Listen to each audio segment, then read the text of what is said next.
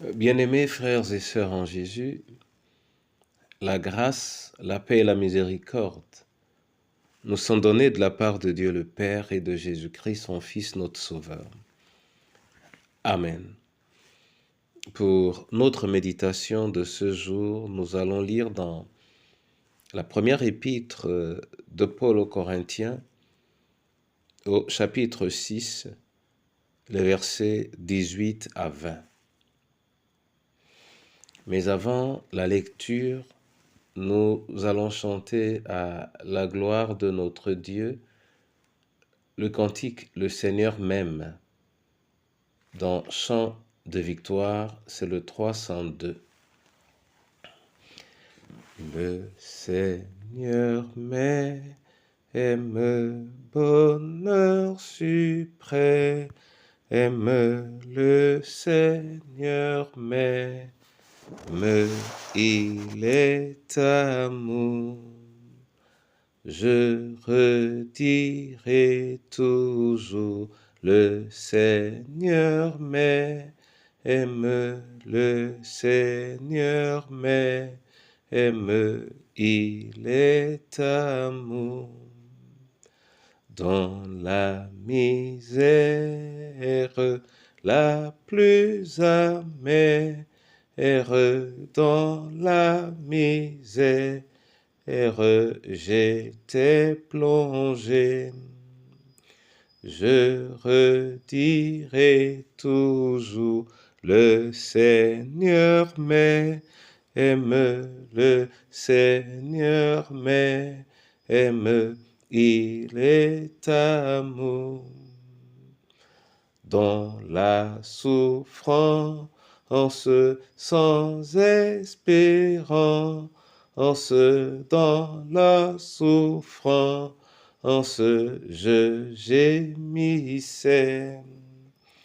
Je redirai toujours, le Seigneur m'aime, le Seigneur m'aime,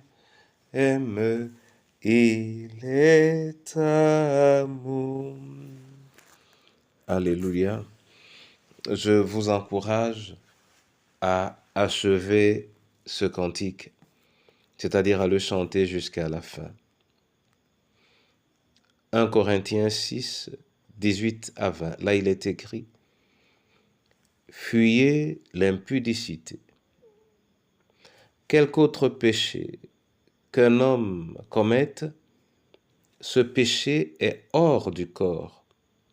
Mais celui qui se livre à l'impudicité pêche contre son propre corps. Ne savez-vous pas que votre corps est le temple du Saint-Esprit qui est en vous, que vous avez reçu de Dieu, et que vous ne vous appartenez point à vous-même, car vous avez été rachetés à un grand prix. Glorifiez donc Dieu dans votre corps et dans votre esprit qui appartiennent à Dieu. » Amen. Bien-aimés frères et sœurs en Jésus, la question de notre sécurité et de notre mode de vie est d'une importance capitale et a des effets dans notre propre ressentiment.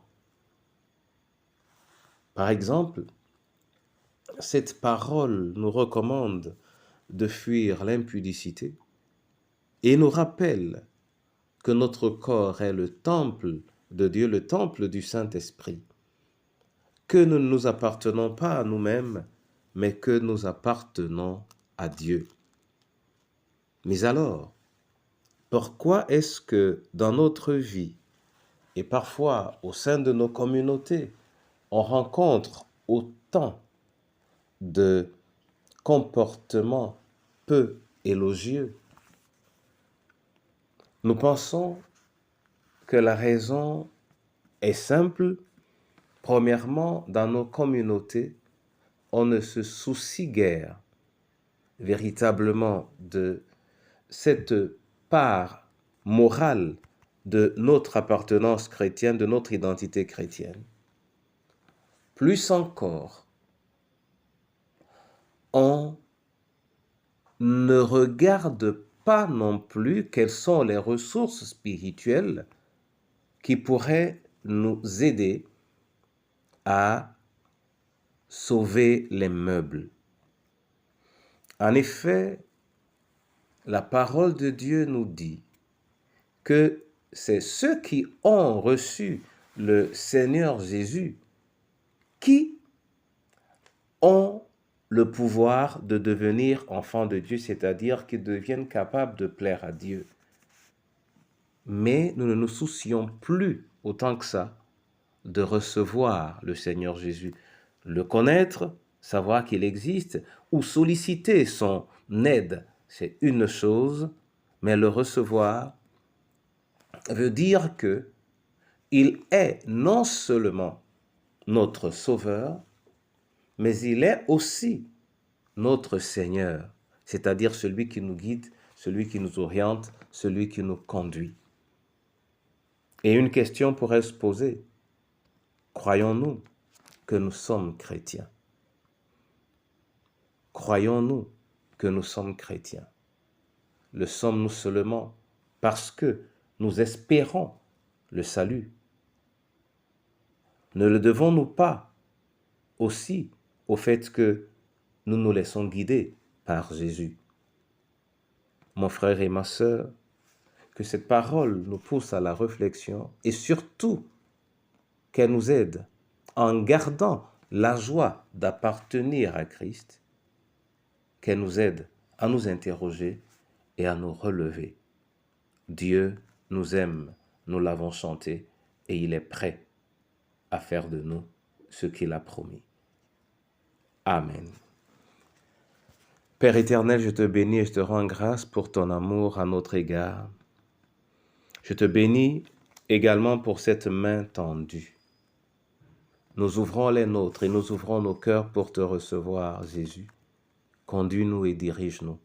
Fais en sorte que ce jour soit un jour de gloire, la gloire de ta présence dans nos vies. Transforme en nous ce qui doit l'être et aide-nous à vivre dans la joie de t'appartenir et dans la joie de glorifier ton nom en tout ce que nous faisons.